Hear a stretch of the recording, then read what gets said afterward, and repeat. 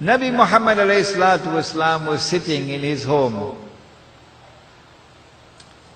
when his sister-in-law came in, his wife's sister. Aisha radiallahu ta'ala anha had an elder sister named Asma. So she came in and she was wearing clothing which was a bit transparent. So when the Messenger of Allah saw her, he turned his face away and he said to her, Asma, when a girl reaches the age of puberty, so now she has a monthly cycle, nothing must be seen of her body except this, and he pointed to the face, and this, and he pointed to the hands. And so a woman is supposed to be covered. We use the word hijab to describe that covering, hijab. But actually hijab means a curtain, that no one can speak to Allah except min wara'il hijab.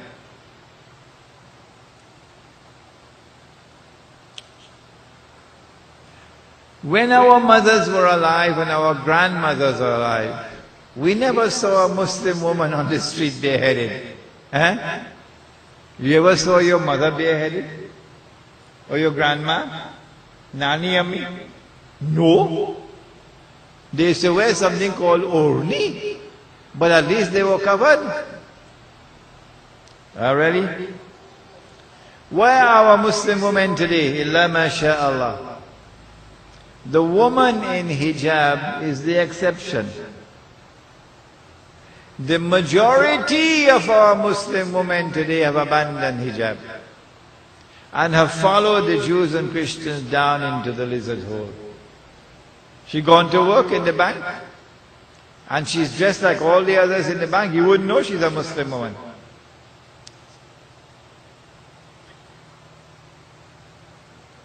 This abandonment of the Sunnah has taken place before our eyes. Do we make an effort to try to correct it? If your wife is not in hijab, you have to answer for it. You're president of the Jamaat?